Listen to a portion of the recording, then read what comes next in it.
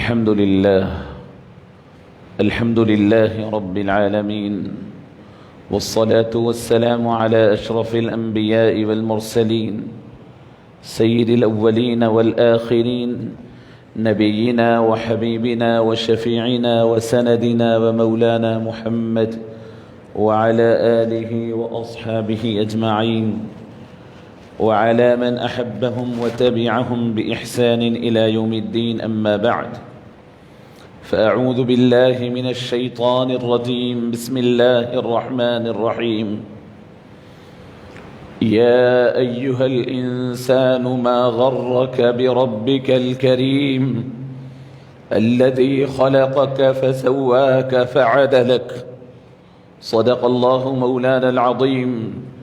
وقال الله تبارك وتعالى في شأن حبيبه الكريم: إن الله وملائكته يصلون على النبي يا أيها الذين آمنوا صلوا عليه وسلموا تسليما. اللهم صل وسلم وزد وبارك وأنعم على سيدنا ومولانا محمد وعلى آله وأصحابه أجمعين. عزیزان گرامی، بزرگوں، نوجوانوں، عزیز دوستوں، السلام علیکم ورحمۃ اللہ وبرکاتہ.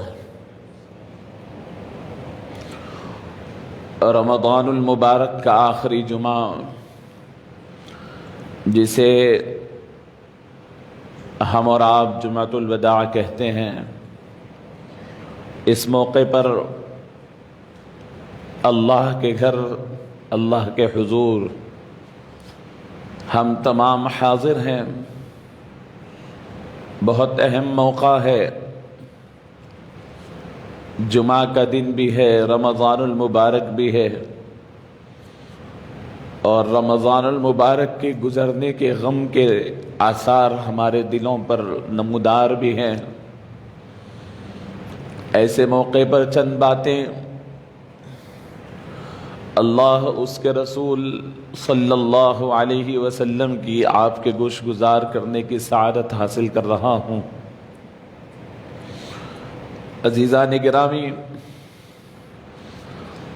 اللہ رب العزت کو اپنے بندوں سے اور انسانوں سے بہت پیار اور محبت ہے.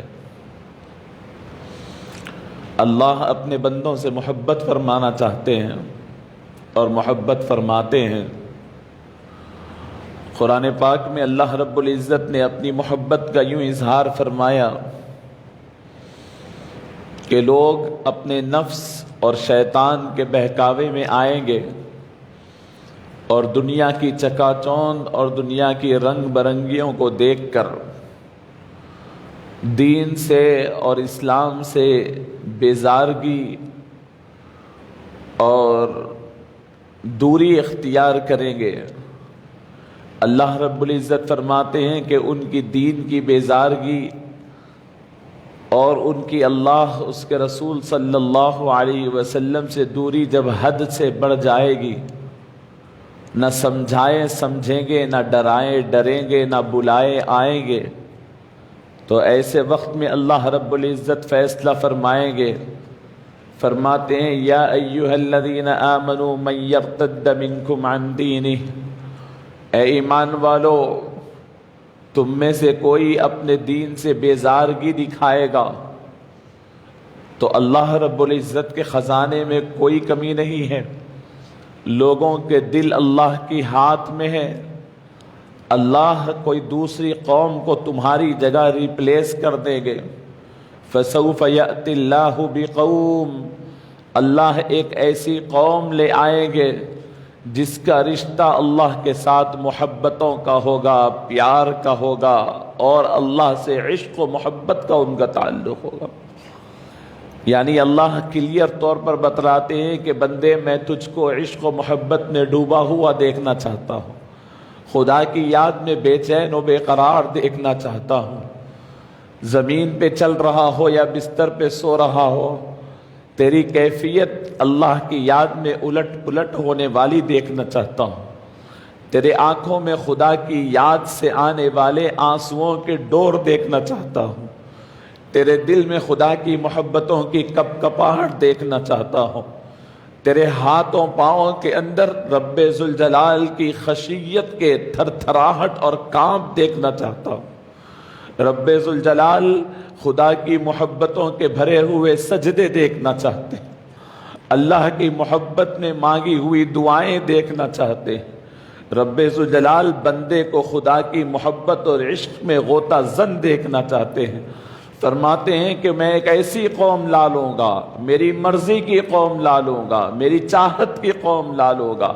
اس کے بارے میں دیگر تفصیلات بتائے بغیر یہ نہیں فرمایا کہ وہ عدل و انصاف والی، سچی ہوگی، پکی ہوگی، نمازی ہوگی، روزے دار ہوگی، زکوٰۃ دینے والی ہوگی، حج نہیں فرمایا، ایک کوالٹی کا ذکر فرمایا جس میں پوری چیزیں آ جاتی ہے۔ فرمایا یحبہم ویحبونہ، اللہ ایسی قوم کو لائے گا جس کو اللہ محبت کریں گے اور وہ اللہ سے محبت کریں گے، دیوانے ہوں گے وہ اللہ کی محبت میں۔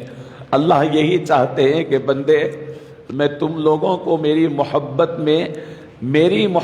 میں دیوانہ بنتا ہوا دیکھنا پسند کروں گا۔ عزیزان گرامی، بس یہ اللہ رب العزت کی چاہت ہے، اور رب العالمین نے اسی چاہت اور اسی محبت کے لیے، پوری اسی محبت کے اظہار کے لیے پوری دنیا کو اللہ نے، دنیا کی اس بستی کو، دنیا کے اس نظام کو اللہ نے قائم کیا، اور دنیا کی تمام مخلوقات پہ اللہ ظاہر کرنا چاہتے تھے کہ یہ بندے مسلمان، یہ ایمان والے، یعنی انسان ہم سے محبت کرتا ہے۔ اور اسی وجہ سے اللہ نے اسی محبتوں کے رشتے کی وجہ سے اللہ نے انسان کو، حضرت انسان کو، یعنی انسان کوئی اور مخلوق کا نام نہیں، یعنی مجھے اور آپ کو اللہ رب العزت نے جب ہمارے باپ حضرت آدم کا ڈھانچہ بنایا تو فرمایا، ان کا جب پتلا بنایا، جب ان کا اسٹرکچر تیار کیا تو فرمایا انی جاعل فی الارض خلیفہ، میں زمین میں اس انسان کو خلیفہ بنانا چاہتا ہوں۔ فرشتوں کو اعتراض ہوا، کہنے لگے کہ مالک اس کی مٹی تو ہم نے گوندی ہے، ہم نے دیکھی ہے کہ اس کے اندر مٹی ہے، ہوا ہے، آگ ہے، پانی ہے، ان چاروں کی خصوصیتیں ہم جانتے ہیں، یہ جائیں گے زمین میں تو لڑیں گے، بھیڑیں گے، خون خرابہ کریں گے، آپ کی بہترین بنائی ہوئی زمین کو خراب کر دیں گے۔ اللہ رب العزت کو اپنی اس محبت والی مخلوق کے اوپر ریمارک ایک لمحے کے لیے گوارا نہیں ہوا، اور فرمایا کہ خاموش، انی اعلم ما لا تعلمون، اے فرشتوں تم نے تو صرف اس کی مٹی، ہوا سے گوندی ہوئی خمیر دیکھا ہے، لیکن میں اس کے اندر وہ جانتا ہوں جو تم نہیں جانتے۔ کیا جانتے تھے مالک؟ اللہ کیا جانتے تھے جو میرے اور آپ کے اندر ہے؟ جو یہی معاملہ ہے کہ جب آپ رب کی نگاہ سے دیکھتے ہیں، جب آپ اللہ کی نگاہ سے دیکھتے ہیں تو اپنے اندر وہ خدائی صفات دکھتے ہیں۔ جب آپ دنیا کی اور شیطان کی نگاہ سے دیکھتے ہیں تو آپ سر سے پاؤں تک حیوان نظر آتے ہیں۔ آپ دکھتے ہیں کہ میں کھاتا پیتا ایک جانور ہوں، مجھے کھانا چاہیے، پانی چاہیے، عورت چاہیے، دولت چاہیے، اس لیے کہ میں شیطان اور نفس کی نگاہ سے اپنے آپ کو دیکھ رہا ہوں اور میری ظاہر کی نگاہ سے دیکھ رہا ہوں۔ اور جب میری نظر میرے رب کی نگاہ سے دیکھیں گے تو اللہ نے جو فرمایا انی اعلم ما لا تعلمون، اے انسان کے بارے میں وہ جانتا ہوں جو تم لوگ نہیں جانتے۔ وہ کیا جانتے ہیں رب العالمین؟ اللہ رب العزت نے بس ایک اجمالاً چھوٹا سا جواب دیا اور خاموش کر دیا۔ فرشتے بآدم مخلوق، فرمایا مالک آپ کا حکم ہے، بس آپ جو فرماتے ہیں مانتے ہیں۔ فرمایا اعتراض آیا تھا نا دل میں، بس اس کو نکالنے کے لیے سجدہ کر دو۔ اسجدو، اے فرشتوں سجدہ کر دو اس پتلے کو، آدم کو، تاکہ ہمیشہ ہمیشہ کے لیے دل میں جو بات آئی تھی نکل جائے۔ تمام فرشتوں نے سجدہ کیا، مان لیا، آپ جو بولے حکم آپ کا، ہمیں سمجھ میں آئے کہ نہ آئے، مان لیا گیا، سجدہ ریز ہو گئے۔ لیکن بات رکی کی رکی رہی، دل میں تو بات رہی۔ اور بڑوں کا کام یہ ہوتا ہے وقتیہ طور پہ اپنے چھوٹوں کو خاموش تو کرتے ہیں، لیکن بعد میں ان کو جب تک مطمئن نہیں کرتے جب تک کہ نہیں چھوڑتے۔ رب ذوالجلال کی مخلوق، پسندیدہ مخلوق ہے انسان، میں اور آپ اللہ رب العزت نے بار بار فرمایا لقد خلقنا الانسان فی احسن تقویم، میں نے انسان کو بہترین سانچے میں ڈھال کر کے پیدا کیا، پسند سے پیدا کیا، یہ میرے پسند کا ہے، میں اپنے ہاتھ سے بنایا، اپنی روح کو پھونکا، ونفخت فیہ من روحی، میری روح کو پھونکا، یہ سب اللہ نے اپنی طرف نسبت فرمائی۔ اور جب اپنی طرف اپنا سلیکشن جب ہے تو اس پہ کوئی ریمارک آئے تو بڑی ڈیٹیل جواب دیتے ہیں، اور اگر نہیں ماننے والا ہے تو اس کو کیا عالم کرتے ہیں۔ دیکھیے سجدے کروائے، شیطان نے لعین نے سجدہ نہ کیا تو وہ تھا فرشتوں کا استاد معلم الملائکہ، فرمایا کہ اب یہاں سے تو نکل جا، اخرج منہا فإنک رجیم۔ عزیزان گرامی، تو اللہ کی محبت کا یہ عالم ہے۔ اور میں اس کے بعد بتاؤں کہ یہ فرشتوں کا جب یہ معاملہ ہوا تو رب العالمین انسان کی محبت کو بتلانا چاہتے تھے، انسان کی اللہ سے تعلق کو بتلانا چاہتے تھے۔ رب العالمین انسان کے، اللہ رب العزت کے لیے انسان بھی کیسے اپنے آپ کو وقف کرتا ہے، عشق کرتا ہے، وہ بتلانا چاہتے تھے۔ اس کے لیے اللہ رب العزت نے رمضان المبارک کا مہینہ مقرر کیا۔ حضرت امام غزالی رحمۃ اللہ علیہ اپنی کتاب میں فرماتے ہیں، میں بارہا اس کا ذکر کرتا ہوں، پھر کر رہا ہوں، فرمایا کہ دیکھو رمضان کا چاند دکھتا ہے، اللہ رب العزت ارشاد فرماتے ہیں کتب علیکم الصیام کما کتب علی الذین من قبلکم لعلکم تتقون، روزے تم پہ فرض کیے گئے جیسے تم سے پہلے کی امتوں پہ فرض کیے گئے تھے، اور یہ اس لیے کیے گئے کہ تم اللہ رب العزت کے خیال میں اپنے آپ کو گم رکھو۔ لعلکم تتقون کا مطلب کیا ہے؟ اللہ سے ڈرو نہیں، ڈرنے کا مطلب کیا ہے؟ اللہ کے خیال میں رہو، مالک کے خیال میں رہو، ہر وقت میں اللہ کی حضوری ہو، اللہ رب العزت کی تمہارے پاس استحضار ہو کہ مالک دیکھ رہا ہے، مالک سن رہا ہے، مالک میرے ساتھ ہے۔ اللہ سمیعی، اللہ بصیری، اللہ معی، اللہ مجھے دیکھ رہا ہے، اللہ مجھے سن رہا ہے، اللہ میرے ساتھ ہے۔ اس کی پریکٹس کرائی گئی۔ رمضان کا چاند دکھا، کل تک تو روزانہ رات میں 11 بجے کھانے کا معمول، دن میں 3 بجے کھانے کا معمول، سحر کے وقت میں کھانے کا معمول، اب چاند دکھ گیا، سحر کے وقت میں نہیں، دن میں 8 بجے کھانے کا معمول، سحر کے وقت بہترین نیند میں سونے کا وقت، چاند دکھ گیا۔ اچانک آواز آتی ہے کہ اب سونا نہیں ہے۔ گھر میں رات میں 3 بجے سے عورتیں 2 بجے سے باورچی خانے میں پکا رہی ہے، کیوں؟ اس لیے کہ اللہ کے رسول و اللہ کا حکم ہے آج تک جو وقت میں کھاتے نہیں تھے وہ وقت میں کھاؤ، فجر سے پہلے بھوک نہیں لگ رہی، کہا کہ بھوک لگو یا نہ لگو کھاؤ، حکم ہے۔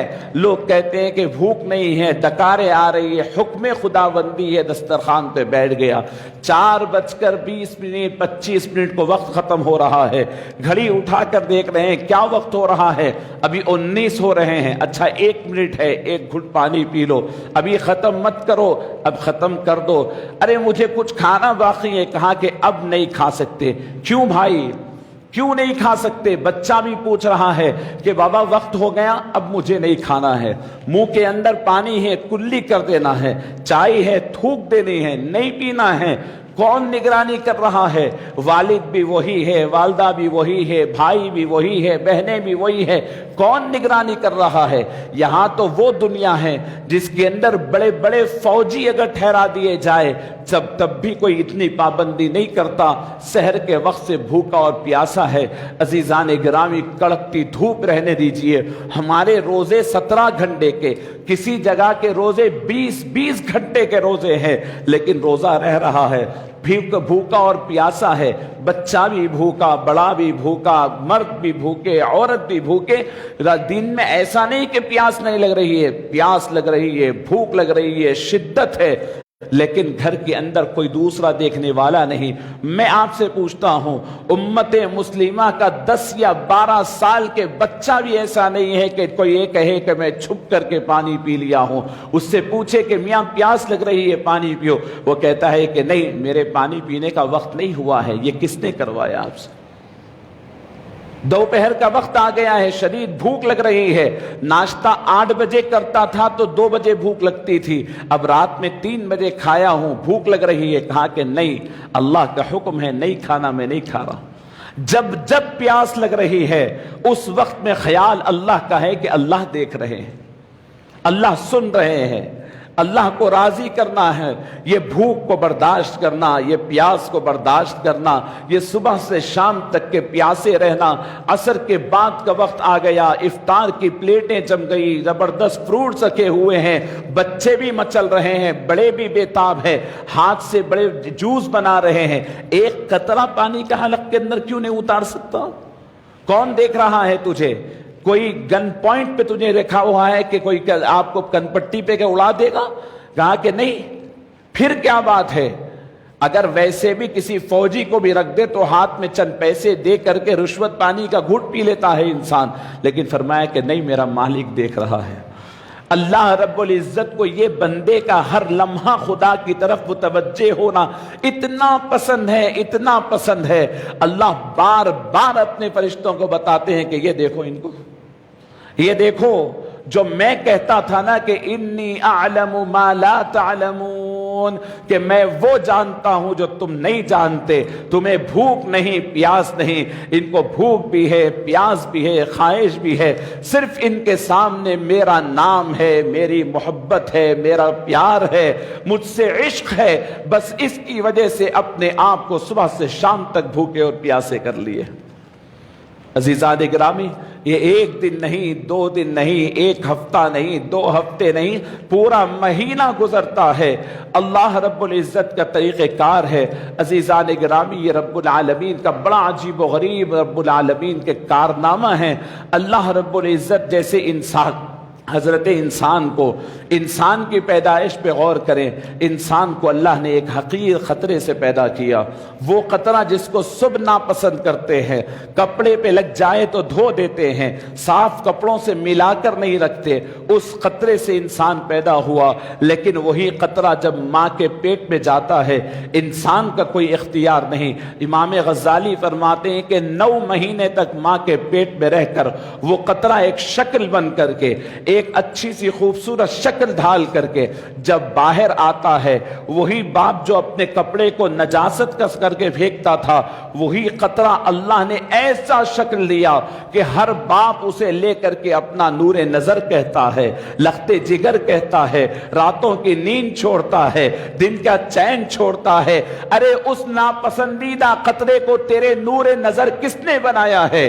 وہ رب العالمین نے بنایا ہے، تیرا کوئی عمل دخل نہیں۔ فرمایا بالکل اسی طریقے سے اے انسان، جب تیری پیدائش ہو رہی تھی لوگ نفرت کر رہے تھے، فرشتے تجھ سے نفرت کر رہے تھے، کہتے تھے کہ مالک آپ کی زمین کو خراب کر دیں گے، لیکن مالک صرف اپنے کرم سے، ہمارا کوئی عمل دخل نہیں، رمضان بھیجا، راتوں کی تراویح دی، دن رات کی تہجد دی، دن کا روزہ دیا، دن تمام بندہ روزہ رہا، بھوکا پیاسا ہے، افطار سامنے آئی، کھاتا ہے، خیال ہے کہ اگر پیٹ بھر کھا لوں تو نماز چلے جائے گی، 2 کھجور 2 تربوز کھایا کہ نماز کو بھاگا، نماز سے واپس آیا، گھر میں کھانا نکالے، کھاتے ہوئے خیال آیا کہ پیٹ بھر کھاؤں تو تراویح میں نہیں ٹھہر سکتا، تراویح کو چلا گیا، نماز کے بعد آیا کچھ حلیم کھا لوں، کہا کہ اگر کھا لوں تو پھر تہجد میں ٹھہرنا ہے، نہیں کھا سکتا، لہٰذا تہجد کو چلا گیا، پھر آ کر سحر کے لیے بیٹھا۔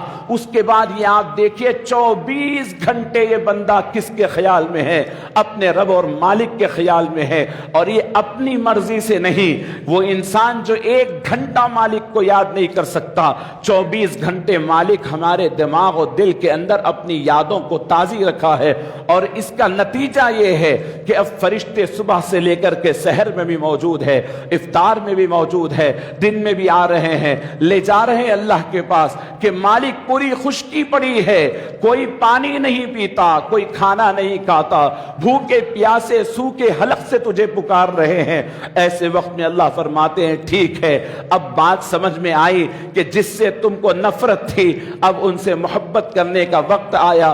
فرمایا رمضان کے آخری عشرے میں لیلۃ القدر ہے، لیلۃ القدر وہ عظیم الشان رات ہے جس میں اللہ رب العزت اس کا تعارف کراتے ہوئے فرماتے ہیں کہ کل تک جو فرشتوں کو تمہاری ایک پیدائش پہ اعتراض تھا، اب ہم نے ان کو پریکٹیکل ڈیٹیل جواب دے دیا کہ انی اعلم ما لا تعلمون، جو میں جانتا ہوں وہ تم نہیں جانتے۔ تو اب جاننے کے بعد فرض کیا ہے؟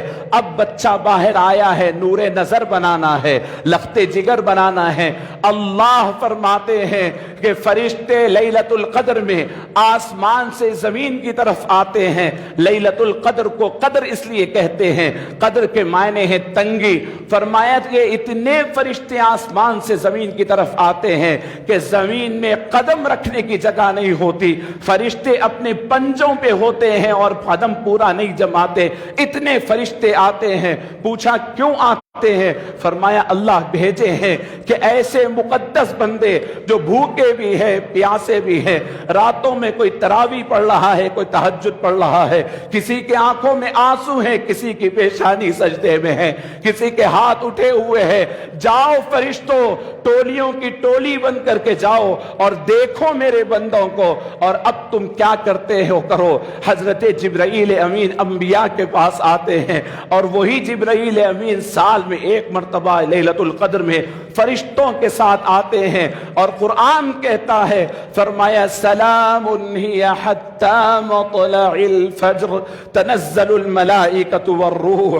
حضرت جبرائیل امین فرشتوں کے ساتھ آتے ہیں اور سلام کرتے ہیں ہر مسلمان کو، ہر ایمان والے کو، ہر نمازی کو۔ حدیث میں آتا ہے کہ مصافحہ کرتے ہیں، مبارکباد دیتے ہیں اور فرماتے ہیں کہ اے لوگوں تم نے میرے رب کو خوش کر دیا، اللہ تمہیں سلامت رکھے، زمین پہ تم باقی رہو، خوش و خرم رہو، تمہاری عبادتوں سے مسجدیں سجے رہے، محراب سجے رہے، گھر سجے رہے۔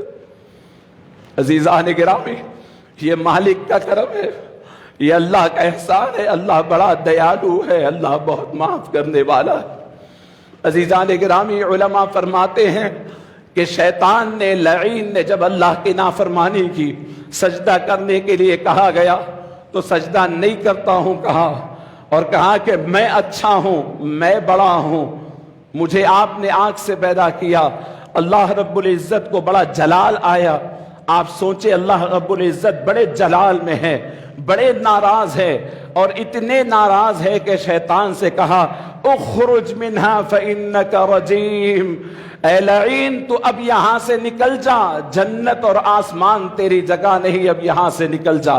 سوچے کہ اللہ روئے زمین پر شیطان سے زیادہ کس پہ غضب آلود ہوئے ہوں گے، لیکن یاد رکھیں اللہ رب العزت کے اس غضبناک کیفیت کے اندر بھی شیطان نے دیکھا اللہ رب العزت سے مانگنا تو اسی در سے ہے، فوراً مانگا اور کہا کہ قال رب فانظرنی الی یوم یبعثون، اللہ مجھے مہلت دے دیجئے قیامت تک۔ اے میرے مسلمان بھائیوں، اے روزے دار بھائیوں، اے نماز پڑھنے والے بھائیوں، اے کلمہ پڑھنے والے بھائیوں، ہم تو اللہ رب العزت کے پاس سجدے بھی کرتے ہیں، کلمہ بھی پڑھے ہیں، بغاوت ہم نے نہیں کی، ضرور گناہ کیے ہوں گے، لیکن لعین نے بغاوت کی تھی، اس کے باوجود اللہ رب العزت اس کی بات کو سن لیتے ہیں، مانگتا ہے وہ خدا سے تو خدا اسے عطا کر دیتا ہے۔ ایک لعین کو انتہائی ناراضگی کے وقت جب عطا کرتا ہے تو پھر ہم تو اللہ کے بارگاہ میں سجدہ کرنے والے ہیں،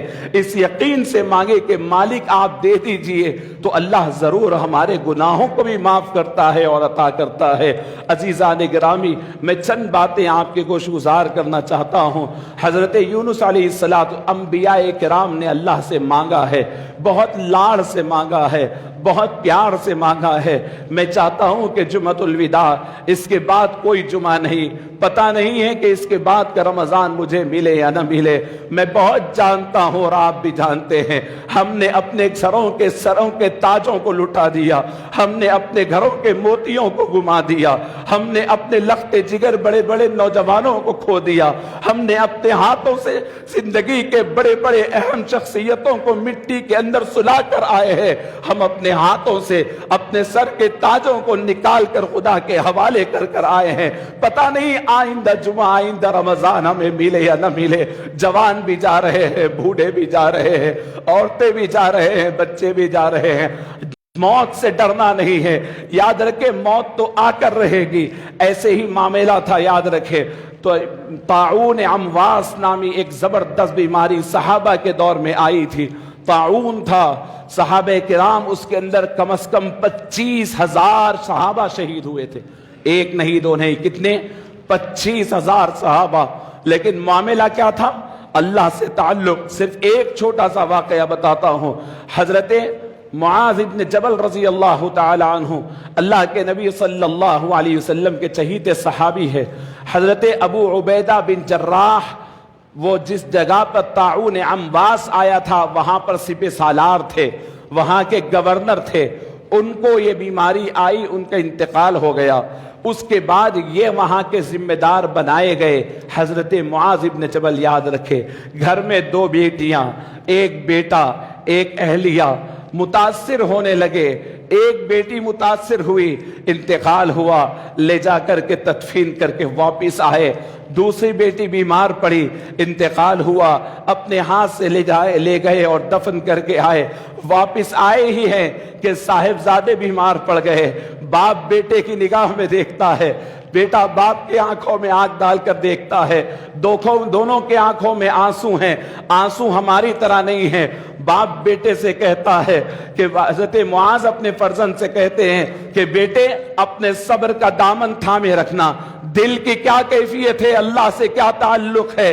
वालिद साहब को बेटे जवाब देते हैं, अब्बा जान आप मायूस न हो, मैं आपको वही बात कहता हूं जो इस्माइल ने इब्राहिम से कहा, सतजिदुनी इंशाअल्लाहु मिनस साबिरीन। अब्बा आप मुतमईन रहिए, मैं अल्लाह के पास जा रहा हूं तो आपको रुसवा नहीं करूंगा, सब्र की कैफियत में जाऊंगा। इसी हालत में बेटे का दम टूटता है, अपने साबिर बेटे को ले जाकर के तदफीन करके आते हैं। 3 जनाजे उठ गए, अहलिए मोहतरमा का जनाजा उठता है। फिर खुद हजरत मुआज इब्न जबल सिर्फ 32 साल की उम्र के अंदर इस दुनिया से चले जाते हैं। मुसलमानों कान खोल कर सुनो, हम मौत से डरने वाले नहीं हैं, हम मौत से घबराने वाले नहीं हैं। मौत हमारे लिए तोहफा है। मौत ईमान वाले के लिए एक ब्रिज है इधर से उधर जाने का।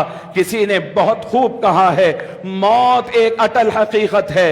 मौत को अगर हुकूमत के जरिए टाला जा सकता तो फिरऔन को कभी मौत नहीं आती। मौत को अगर विजारत से, कोई मिनिस्ट्री से टाला जा सकता तो हामान से बड़ी किसी की मिनिस्ट्री नहीं थी, हामान को मौत नहीं आती। अगर मौत को कुव्वते बाजू से टाला जा सकता तो रुस्तुम और सोहराब को आज तक मौत नहीं आती। अगर मौत को दवाओं से टाला जा सकता तो अफलातून और जालिनोस को आज तक मौत नहीं आती। अगर मौत को हिकमत और दानाई से टाला जा सकता तो लुकमान अलैहिस्सलाम से बड़ा हकीम नहीं, उनको मौत नहीं आती। और अगर मौत को वफादारियों और मोहब्बतों से टाला जा सकता तो कभी नेक बीवी अपने शौहर को अपने सामने दम तोड़ते हुए नहीं देख सकती। और अगर मौत को मोहब्बतों में पाला जा सकता था तो कई नौजवान अपनी माओं के गोद के अंदर दम तोड़े हैं। कोई मां अपने बच्चे को मरने नहीं देती। दुनिया में सब गए हैं, जाना हमें भी है। घबराइए नहीं, अपने रब से अपने रिश्ते को जोड़िए। अक्लमंदी यह है कि गुनाहों से तौबा कीजिए और अपनी जिंदगी के हालात लिख लीजिए कि अब जाने के लिए तैयार है। अपना सूटकेस तैयार कर लीजिए। अजीजान गिरामी, मैं अर्ज कर रहा था कि ये आखिरी जुमा है। अल्लाह देने के लिए तैयार है, लेने के लिए अपना दामन फैलाए, अल्लाह के सामने अपनी आजिज़ी और इंकिसारी का इजहार फरमाए। बड़ा खूब मौजू है कुरान का, अंबियाए किराम ने अपने रब को कैसे मनाया है, अंबियाए किराम ने अल्लाह की बारगाह में इस्तिग़फ़ार कैसा किया है। हजरत आदम का इस्तिग़फ़ार देखें। आदम नबी है, अबुल अंबिया है, अबुल बशर है, इंसानियत के बाप है। अल्लाह के सामने अपने आप को एक आजिज बंदे की तरह पेश कर रहे हैं। हमारे लिए आदम बहुत बड़ी चीज है, अल्लाह के सामने अपने आप को कैसे पेश कर रहे हैं। फरमाते हैं कि रब्बना ज़लमना अनफुसना व इल्लम तग़फिर लना व तरहमना लनकूनन्न मिनल खासिरीन। अल्लाह, हमने अपने नफ्सों पे जुल्म किया है, ہم نے اپنے آپ کے نفسوں کو ظلم میں ڈالا ہے. وَإِن لَّمْ تَغْفِرْ لَنَا وَتَرْحَمْنَا، اگر آپ معاف نہ فرمائے، رحم نہ فرمائے، لَنَكُونَنَّ مِنَ الْخَاسِرِينَ، ہم نقصان اٹھانے والوں میں ہوں گے. آدم فرما رہے ہیں، حضرت نوح کا ذکر آتا ہے، وہ اللہ کے سامنے عاجزی سے فرماتے ہیں رب انی مغلوب فانتصر، اللہ میں مغلوب ہوں، دنیا یہ تمام لوگ مجھ پہ غالب آ گئے ہیں، میں مغلوب ہوں، فانتصر، اللہ میری مدد فرما دے. یہ وہ جملے ہیں جو اللہ کی طرف راغب کرتے ہیں، بندگی کا اظہار ہے. حضرت ایوب علیہ السلام بیمار ہے، جسم کے اندر کیڑے رینگ رہے ہیں، فرماتے ہیں رب انی مسنی الضر وانت ارحم الراحمین، اللہ مجھ کو تکلیف پہنچی، مجھے تکلیف پہنچی، میں ضرر کی کیفیت میں ہوں، مجھے جسم کے اندر کیڑے رون رہے ہیں، لیکن یہ نہیں فرمایا دور کریں، فرمایا وَأَنْتَ أَرْحَمُ الرَّاحِمِينَ، اللہ آپ خوب بخشنے والے.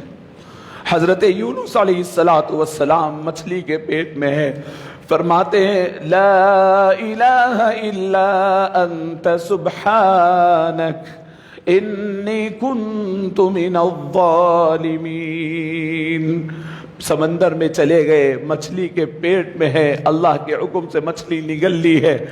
اگر ہم ہوتے، ارے میں اتنا بڑا امام و خطیب، میرے ساتھ میرے کو ٹھوکر کیسا لگتی، میرے کچھ ایسا ہوتا، ارے نبی ہے اللہ کے، پسندیدہ ہے اللہ کے، اور ان کو سمندر میں ڈال دیا گیا، مچھلی نگل لی، مچھلی کے پیٹ میں ہے، اور فرماتے ہیں مالک تو مالک ہے، مالک تو پاک ہے، تیری تو ہمیشہ تعریف ہے. لا الہ الا انت سبحانک انی کنت من الظالمین، اور میں ہی ہوں جو ظالموں میں شریک ہو گیا ہوں. اللہ اکبر. یہ عاجزی اور بندگی. حضرت یونس نے جب مچھلی کے پیٹ سے یہ آواز پکارے، فرشتوں نے سنا، حیران ہو گئے، اللہ سے کہا کہ مالک یہ آواز سنی سنی نظر آ رہی ہے، لیکن کس کی یہ پہچانے نہیں جا رہی ہے، لیکن آواز سمندروں کے تہوں کے درمیان سے آ رہی ہے. مالک یہاں سمندر کے اندر سے، مچھلی کے پیٹ سے کبھی ہم نے نہیں سنا. اللہ رب العزت فرماتے ہیں غور سے سنو، پس تمہیں جانتے ہیں یہ آواز کو، یہ کبھی خشکیوں میں آتی تھی یہ آواز، کبھی زمین کے اوپر آرام دہ بستروں سے یہ آواز بھی آتی تھی. فرمایا مالک فرمائیے کون ہے؟ فرمایا میرا بندہ یونس ہے. فرشتے کہتے ہیں مالک یہ یونس کی آواز، یونس اب مچھلی کے پیٹ میں مصیبت میں ہے تو ہی نہیں پکار رہے ہیں، مالک یہ نرم بستر پر زمین کے اوپر اچھے خاصے رہے وقت بھی اسی طرف سے آپ کو پکارتے تھے، اسی طرف سے آپ کو بلاتے تھے.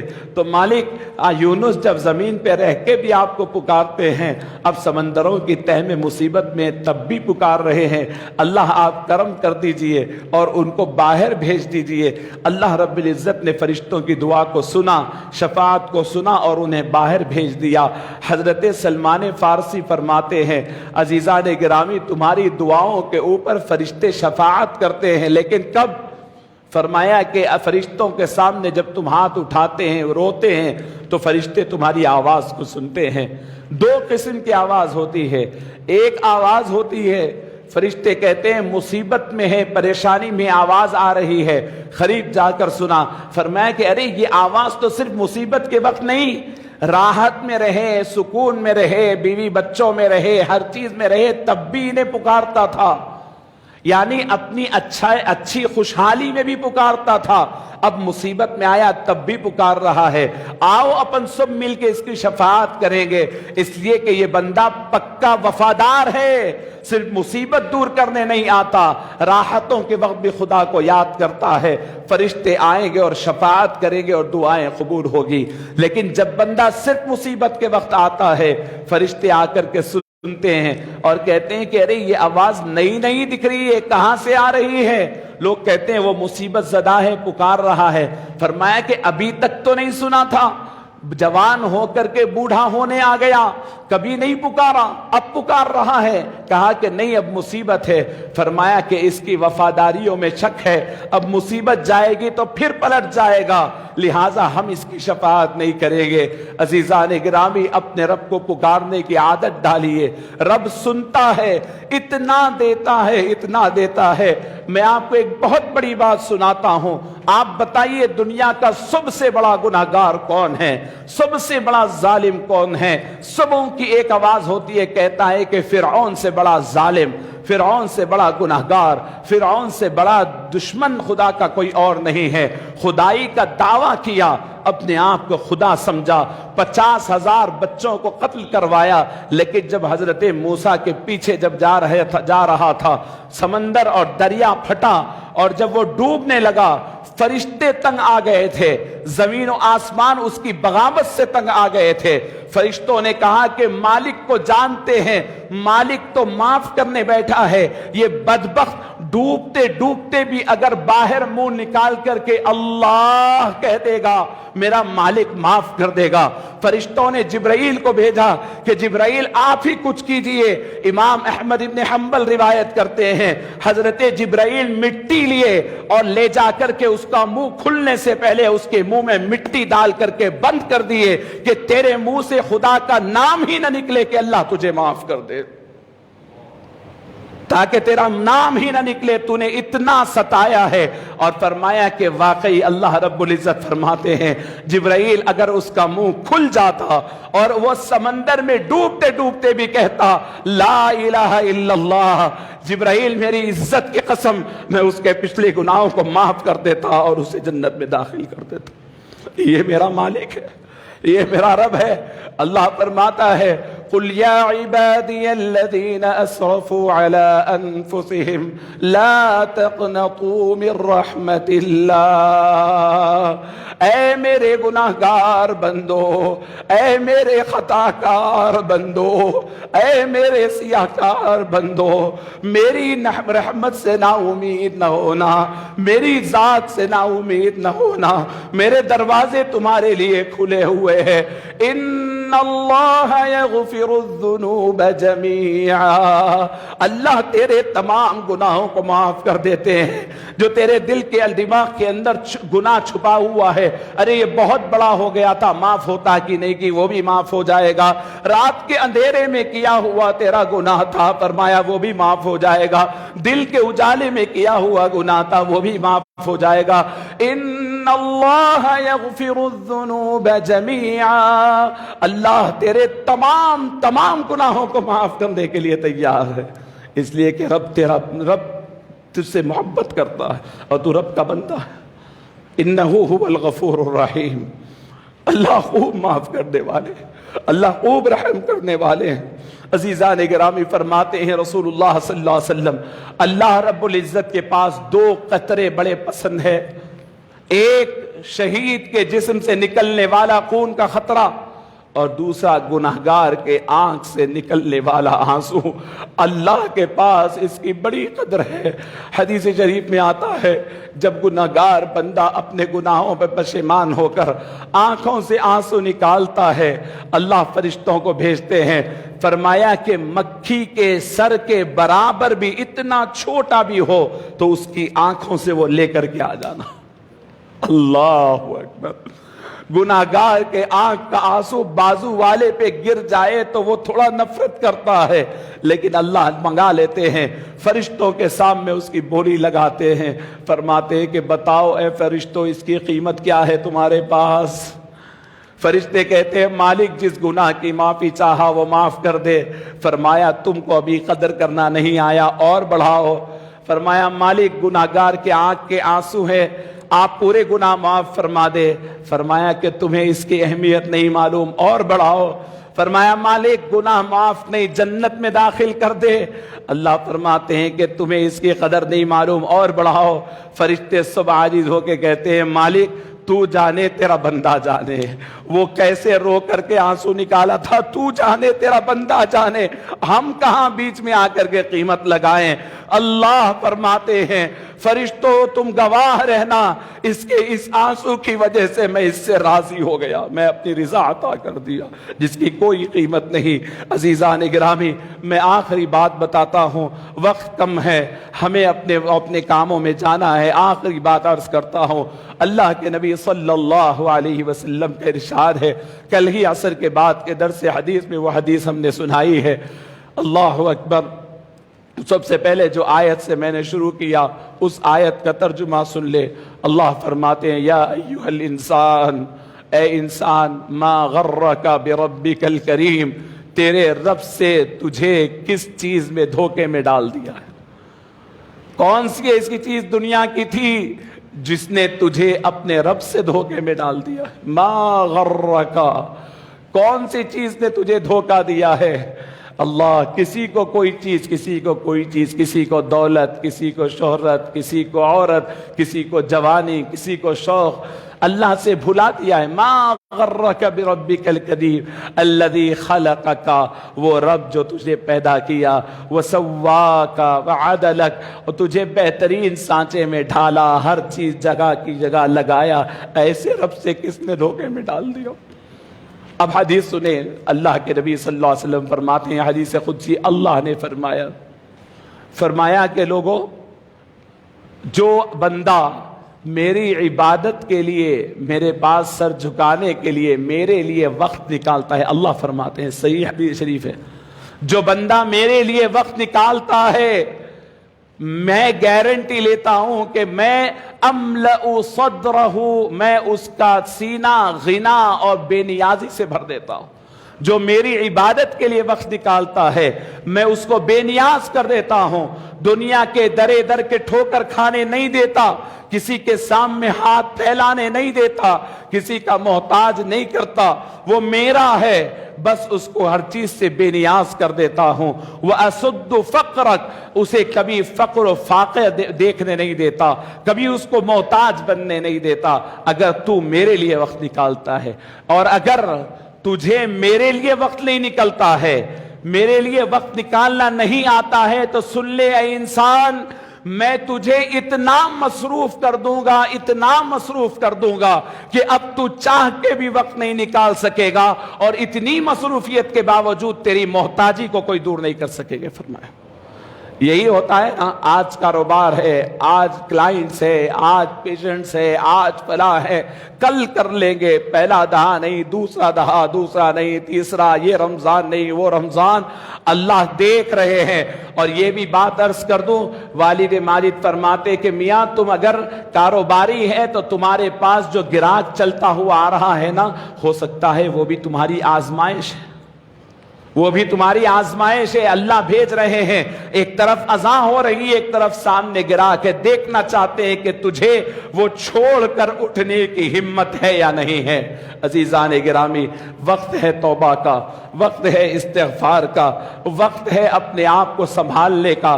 اب ہمارے سامنے فرمایا کہ موت انسان کو سب سے بڑی نصیحت کرنے والی چیز ہے۔ کفاک بالموت واعظا، موت سب سے بڑی واعظ ہے۔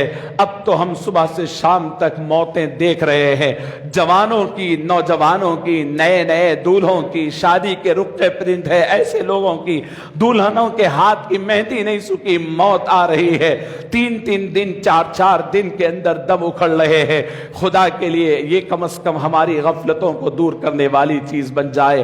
رمضان کا آخری جمعہ ہے، عزیزان گرامی، آپ تھوڑی دیر کے لیے سوچیں کہ اب چند دنوں کے اندر بچ گئے ہیں، چند روز، کل تک وہ موقع تھا کہ رمضان آنے والا تھا، رمضان آ بھی گئے ہیں، رحمتوں کا عشرہ ختم ہو گیا، مغفرت کا عشرہ ختم ہو گیا، آگ سے آزادی کا عشرہ آدھے سے زائد ہو گیا، ابھی بھی ہم اپنے آپ میں ویسے ہی ہے۔ رمضان بدلنے آئے تھے، رمضان ہمیں کھینچ کر اللہ کی بارگاہ میں ٹھہرانے آئے تھے، ہم نے دیکھا، ہم نے اپنی بلینکٹس کو، بستروں کو لات مار کر خدا کی بارگاہ میں آ کر کے ٹھہرے ہیں، ہم تراویح پڑھے ہیں، ہم تہجد پڑھے ہیں۔ عزیزان گرامی، اب رمضان کا یہ سایہ ہٹنے والا ہے، اب ہم بغیر سائے کے ہونے والے ہیں۔ جیسے باپ کا سایہ ہٹ جاتا ہے تو بچوں کو اپنے آپ میں ٹھہرنا پڑتا ہے، رمضان کا سایہ ہٹنے والا ہے۔ اپنے آپ کا جائزہ لے لو کہ رمضان کی وجہ سے مصلی پہ ٹھہرے ہوئے تھے، لیکن اب رمضان جائے گا تو مصلی چھوڑنا نہیں ہے، اللہ کا در چھوڑنا نہیں ہے۔ رمضان رمضان جو ہمیں سکھائے ہیں ان نصیحتوں پر عمل کرنی ہے۔ عزیزان گرامی، گمشدہ تھے ہم لوگ، کڈنیپ کیے ہوئے تھے ہم لوگ، نفس و شیطان نے پاؤں میں بیڑیاں ڈال دی تھی۔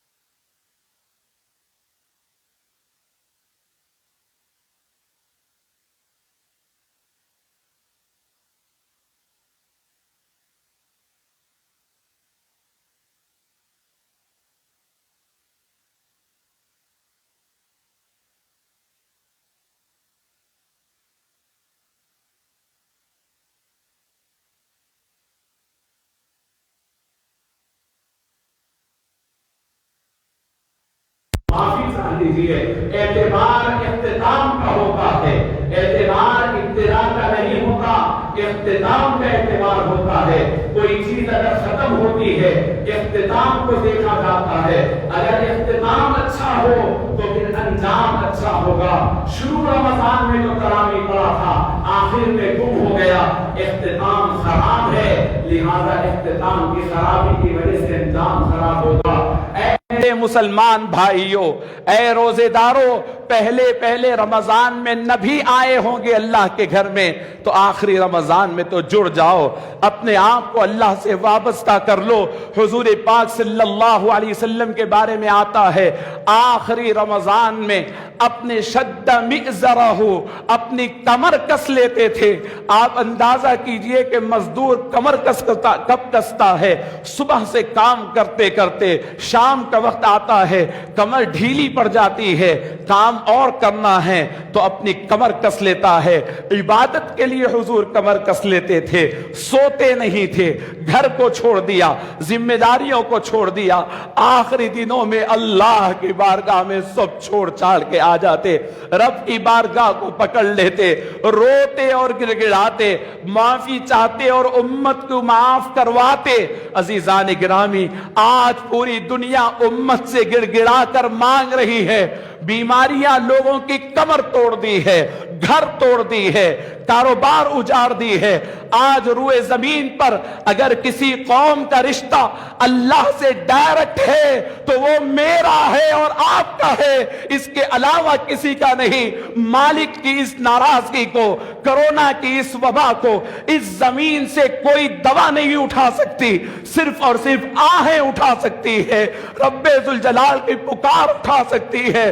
خدا کے لیے مسلمانوں ایک ہو کر پکارو، اب کے رب کو مناؤ، اعتکاف کے لیے مسجدوں میں داخل ہو جاؤ، اپنے آپ کو توبہ کر کر رب کے دروازے کو پکڑو۔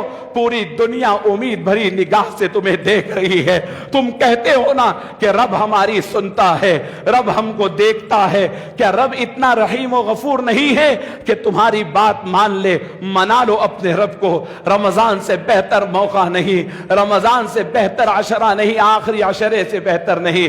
خدا کے لیے نوجوانوں، بڑوں، بوڑھوں، بچوں، عورتوں، سب چھوڑ دو، عید کی شاپنگ کی کوئی ضرورت نہیں۔ اس وقت اس امت سے وبا کو اٹھا دو۔ دنیا سے وباؤں کو اٹھانا یہ آپ کے ہاتھ میں ہے، آپ کے رب کے ہاتھ میں ہے۔ آپ مناؤ اپنے رب کو، دیکھو وبائیں ختم ہو جائے گی۔ یہ وقت دعاؤں کا ہے۔ عزیزان گرامی، آخری بات یہ ہے کہ عید الفطر اس کے بعد آئے گی اور لیلۃ القدر کے لیے ابھی چند تاخیراتیں ہیں۔ آج کی ایک رات ہے، اتوار کی ایک رات ہے، پھر منگل کی ایک رات ہے، 25ویں شب، 27ویں شب اور 29ویں، ان میں تلاش کر لو لیلۃ القدر کو۔ ایک لیلۃ القدر مل جائے تو 82 سال عبادت کے ثواب ملتا ہے، ضائع نہ کریے۔ عید کے موقع کا یہ معاملہ نہیں کہ نئے کپڑے ہو، عید کے لیے تو اللہ کی رضا چاہیے۔ عید اللہ کی مہمانی کا وقت ہے، اس دن اللہ ان کو بلاتا ہے جس سے اللہ راضی ہوتے ہیں۔ تو یہ چلا لیجئے کہ اللہ مجھ سے راضی ہوئے یا نہیں ہوئے۔ اللہ فرماتے ہیں کہ تمہیں عید اس لیے دی جا رہی ہے تاکہ تم ہمیں شکر ادا کرو، لعلکم تشکرون۔ عزیزان گرامی، اس موقع کو غنیمت جانیے اور صدقہ فطر کے بارے میں یاد رکھیے۔ عید کو جانے سے پہلے صدقہ فطر ادا کریے۔ صدقہ فطر گیہوں سے ادا کیا جا سکتا ہے، جو سے ادا کیا جا سکتا ہے، ساتھ ہی ساتھ کھجور اور کشمش اور منقے سے بھی ادا کیا جا سکتا ہے۔ اللہ نے آپ کو جس اعتبار سے دولت دی ہے، آپ اس اعتبار سے صدقہ فطر نکالے۔ گیہوں کی استطاعت رکھا ہے تو گیہوں نکالے، کھجور کی استطاعت رکھا ہے تو کھجور نکالے، منقے کے لحاظ سے اللہ دولت دیتا ہے تو اس لحاظ سے نکالے۔ اللہ کی بارگاہ میں خوشیوں کے ساتھ، روتے آنسوؤں کے ساتھ، کپ کپاتے بدن کے ساتھ، خوب دعاؤں کے ساتھ اس رمضان کو ودا کرے۔ اس دعاؤں کے ساتھ کہ پروردگار ہم میں جو گناہگار ہے مالک اس کو معاف فرما دے، پروردگار جو ہم میں گناہگار ہے اس کو گناہوں سے پاک و صاف فرما دے، اللہ موت سے پہلے توبہ کی توفیق نصیب فرما دے، اللہ موت سے پہلے اپنے معاملات کو درست کرنے کی مہلت عطا فرما دے، اللہ موت سے پہلے ہماری زبانوں پر اپنے حبیب کا کلمہ جاری فرما دے، اللہ منہ کے اندر پائپ لگے ہوئے، منہ کے اوپر ماسک لگے ہوئے، ہمارے نہ کلمے پڑھے جا رہے ہیں، نہ ہمارے سے کوئی اچھی بات نکل رہی ہے، اللہ ایسی موت سے امت کو محفوظ فرما دے، اللہ ایسی موت سے محفوظ فرما جس میں نہ کفن مل رہا ہے، نہ غسل مل رہا ہے، نہ دفن کے لیے رشتہ دار مل رہے ہیں، نہ نماز جنازہ کے لیے اللہ والوں کی تکبیریں مل رہی ہے، نہ مسجد کے صحن مل رہے ہیں۔ اللہ امت کو ایسی موتوں سے محفوظ فرما دے۔ اللہ موت تو برحق ہے مالک، لیکن موت ایسی جس میں کوئی اپنا نہ ہو، کوئی رونے والا نہ ہو، کوئی ہاتھ اٹھا کر دعا کرنے والا نہ ہو۔ اللہ ایسی موتوں سے ہمیں محفوظ فرما دے۔ اللہ پوری امت سے اس بیماری کو دور فرما دے، بیماروں کی حالت پہ رحم فرما۔ ہر بیماری کی تیرے پاس علاج ہے مالک، اس بیماری کا علاج معلوم فرما دے، اس امت پہ رحم فرما دے، اس بیماری کے علاج جو چھپا ہوا ہے اسے ظاہر فرما دے۔